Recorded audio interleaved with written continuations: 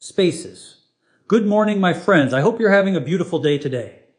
Wherever you are in the world, whatever time it is for you, I want you to just take a moment, paces. Take a deep breath in through your nose and slowly let it out. I'm really glad you're here with me because what we're going to talk about today is simple, powerful spaces and can truly change your health in ways you may not expect. This is not complicated. This is not extreme. This is something you can start doing today. Spaces with food you're probably already eating. Now let me ask you something honestly. How many of you eat rice on a regular basis? For many people around the world, spaces. Rice is a staple food. It's comfort. It's tradition. It's culture. It's something we grew up with.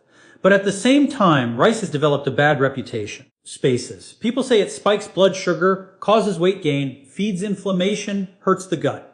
And while there is some truth there, the real story is much deeper, spaces, and much more hopeful, because the problem is not rice itself. The problem is how we prepare it, how we eat it, and how our body responds to it metabolically. Spaces. And today, I want to show you one simple thing you can do to your rice that can help lower blood sugar spikes, reduce the calorie load, spaces, and actually support gut healing instead of damaging it. This is about working with your body, not against it. Paces. Let's start by understanding what happens when you eat rice. Rice is mostly starch. Starch is a carbohydrate.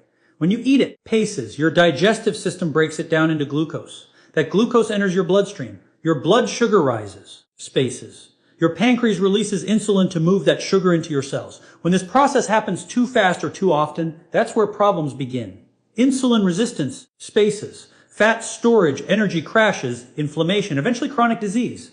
But here's what most people don't realize. Not all starch is the same, spaces. And the way starch behaves in your body can be changed. There are different types of starch. One of them is called resistant starch, paces.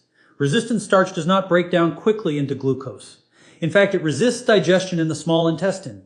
Instead, it travels down into the large intestine, paces, where it becomes food for your good gut bacteria. Now this is very important, so I want you to really listen closely. When your gut bacteria ferment resistant starch, spaces, they produce short-chain fatty acids, especially one called butyrate. Butyrate is one of the most powerful healing substances for your colon. It reduces inflammation. Spaces, it strengthens the gut lining. It improves insulin sensitivity. It helps regulate appetite. It even supports brain health. So imagine this. Spaces. The same rice that used to spike your blood sugar and stress your metabolism can be transformed into a food that feeds your gut, stabilizes blood sugar, spaces, and helps your body burn fat more efficiently. And the way you do this is incredibly simple. It starts with how you cook the rice, spaces. When you cook rice and then allow it to cool, something fascinating happens on a molecular level. The starch structure changes, spaces. It reorganizes itself in a process called retrogradation. This process turns a portion of the digestible starch into resistant starch, spaces. That means fewer calories are absorbed and glucose enters the bloodstream more slowly. Now let me say this clearly. Cooling rice is not about eating cold food forever. Spaces. It's about the cooling process. You can reheat the rice later, and the resistant starch largely remains intact. Paces. This one step alone can significantly reduce the blood sugar response to rice. But we're not done yet. Spaces. Because there is another powerful factor that can further enhance this effect, and that is what you add during cooking. Spaces. Adding a small amount of healthy fat while cooking rice can further slow down digestion and reduce the glycemic impact. Healthy fats help coat the starch molecules, spaces, making them less accessible to digestive enzymes. This doesn't mean drowning your rice in oil. We're talking about a small amount. The goal is balance, not excess. Spaces.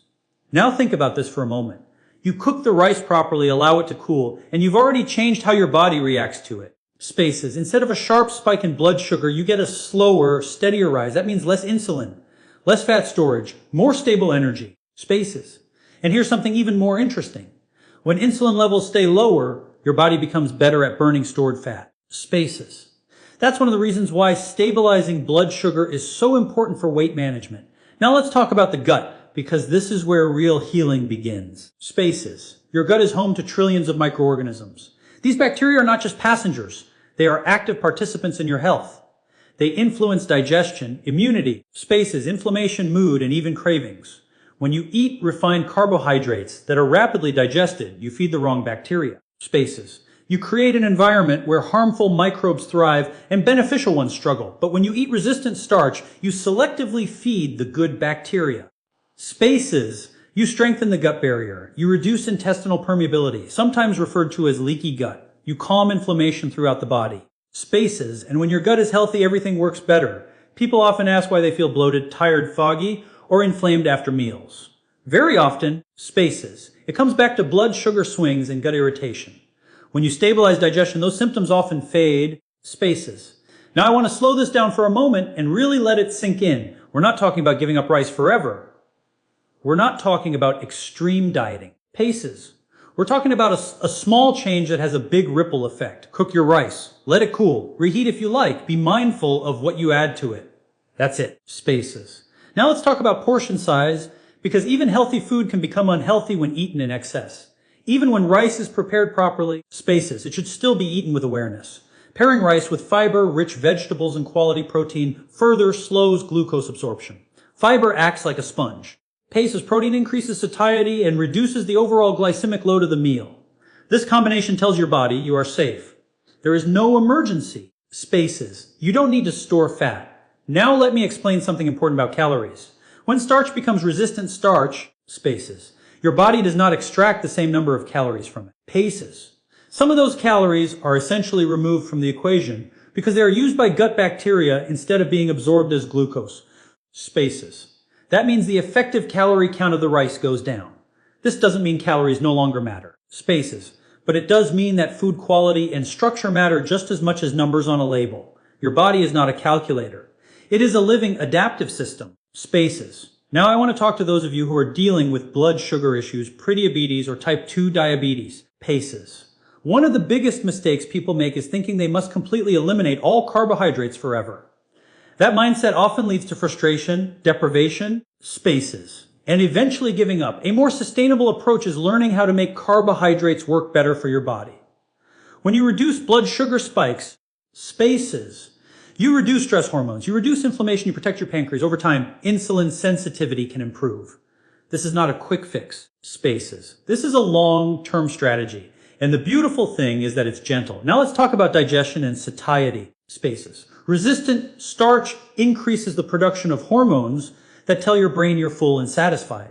That means you're less likely to overeat later. Spaces, less likely to crave sugar, less likely to snack mindlessly. Have you ever noticed that some meals leave you hungry an hour later? Spaces. While others keep you satisfied for hours. That's not willpower. That's physiology. When blood sugar rises quickly and then crashes, hunger comes roaring back. Spaces.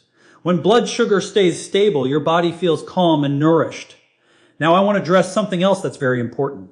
Some people worry about reheating rice. Paces, proper storage is key. Rice should be cooled and stored safely in the refrigerator. When reheated, it should be heated thoroughly. Spaces. This is about food safety as well as health. When done correctly, this process is safe and beneficial. Paces. Now let's zoom out for a moment and talk about the bigger picture.